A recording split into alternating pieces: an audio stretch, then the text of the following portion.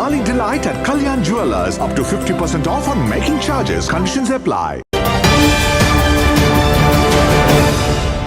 नमस्कार, BMW news Bihar में आप सभी दर्शकों का एक बार फिर से स्वागत है। देखिए, बिहार विधानसभा चुनाव की घोषणा होने के बाद नेताओं का दल बदलने का जो नियत है, वो जो चल रही थी सारी चीजें, वो एक बार फिर से शुरू हो गई है। और आज जो सबसे बड़ा नाम आ रहा है, वो नाम आ रहा है पूर्णिया के पूर्व सांसद संतोष कुशवाहा जी का। याद करिए, संतोष कुशवाहा जी 2010 में बीजेपी का उन्होंने दामन थामा था, फिर वो वापस जेडीयू में आ गए थे। और आज खबर ये आ रही है, जैसा कि सूत्रों के हवाले से हमने आपको बताया है, कि खबर ये आ रही है कि संतोष कुशवाहा शाम 3 बजे आरजेडी का दामन थामने वाले हैं। और ये बहुत बड़ा झटका है जेडीयू और नीतीश कुमार के लिए, क्योंकि नीतीश कुमार के बड़े ही क्लोज माने जाते थे। लेकिन जब विधानसभा चुनाव में इस तरह की बातें आ रही है, उसके पीछे का भी कारण समझिए।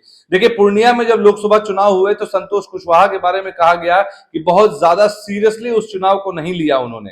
उनके बारे में यह कहा जा रहा था कि वो बहुत आश्वस्त थे कि वो सीट निकाल लेंगे, क्योंकि मोदीमय था पूरा, मोदी लहर थी और मोदी लहर में हर कोई सीट निकालने में लगा हुआ था और कोई भी निकाल पा रहा था, तो उन्हें लगा कि संतोष कुशवाहा भी अपनी सीट निकाल लेंगे। लेकिन ऐसा हुआ नहीं, पप्पू यादव ने वहां बाजी मार ली। लेकिन जो बातें निकल कर आई अंदर खाने से, वो ये निकल कर आई कि संतोष कुशवाहा को इतना वो आश्वस्त थे कि उन्होंने उस तरह की प्लानिंग नहीं की, वहां पर बाजी मार गए पप्पू यादव। और अब जो विधानसभा चुनाव से पहले की बात आ रही थी, वो ये थी कि कदवा विधानसभा चुनाव से भी वो चुनाव लड़ने वाले थे। लेकिन इस बीच 2024 का लोकसभा चुनाव और 25 के विधानसभा चुनाव के बीच संतोष कुशवाहा की जो पार्टी में जो शाख थी, वो खत्म हो रही थी धीरे धीरे, और नजरअंदाज किया जा रहा था। ये बात संतोष कुशवाहा को समझ में आई और तेजस्वी के उभरते हुए लोकप्रिय नेता के तौर पे उभरते हुए उन्हें लग रहा था कि तेजस्वी यादव के साथ वो जुड़ जाएं, और इसीलिए बहुत दिनों से वो आरजेडी के संपर्क में थे। और इस बात का खुलासा हमारे जो फोन कॉल पे हमारे साथ पंकज जी जुड़ गए हैं।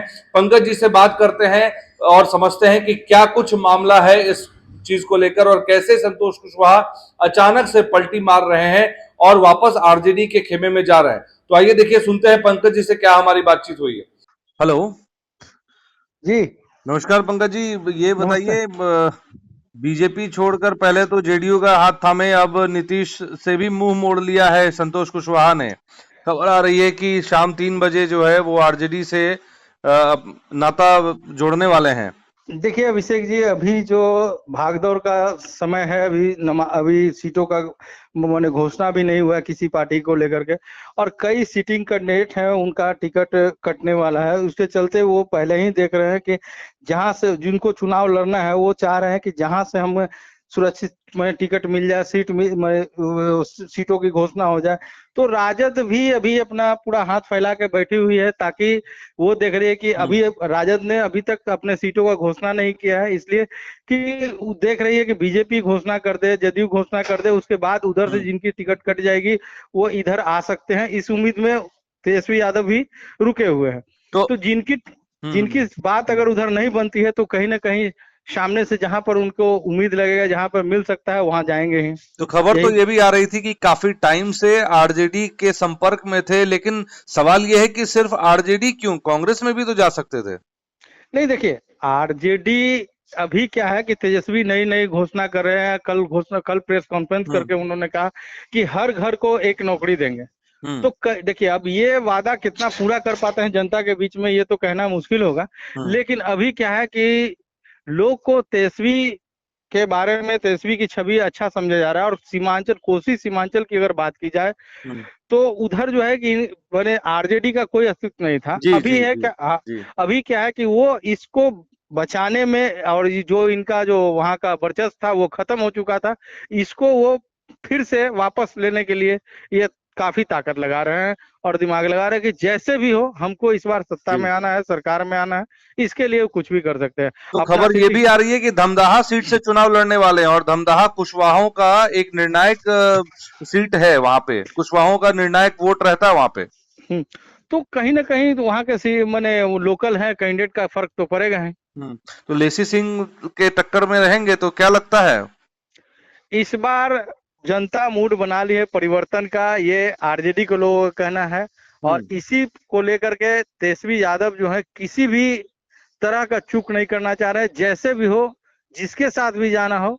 ये बीजेपी वाले पैटर्न पे ये भी अब आ गए हैं जी। अब लेकिन अभी बीच में ये भी खबर आई थी कि संतोष कुशवाहा कदवा विधानसभा से चुनाव लड़ना चाह रहे थे, तो क्या माना जाए कि जेडीयू में इनकी बात नहीं बनी क्योंकि इन्होंने संसदीय चुनाव को सीरियसली नहीं लिया था और शायद यही बड़ी वजह है?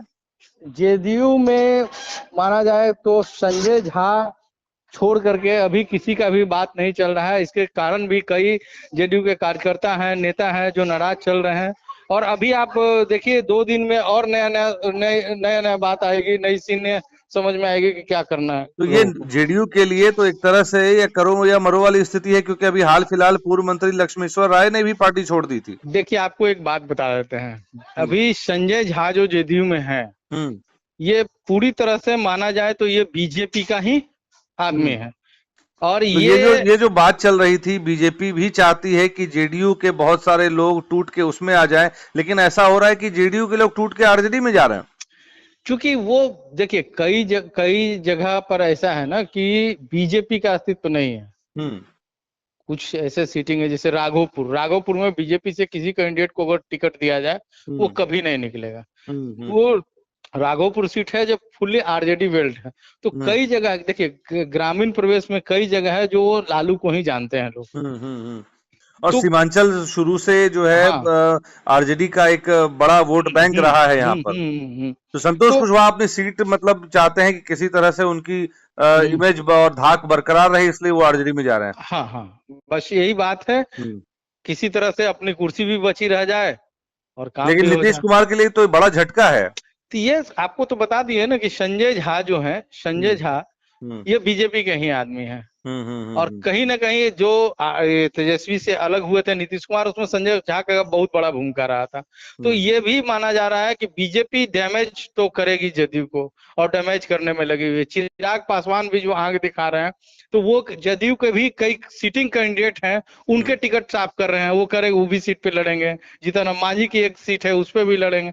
तो कहीं ना कहीं इसके चलते ये जो है कि ये बीजेपी का भी चाल माना जा सकता है डैमेज। चलिए बहुत बहुत धन्यवाद हमसे जुड़ने के लिए पंकज जी, बहुत बहुत धन्यवाद।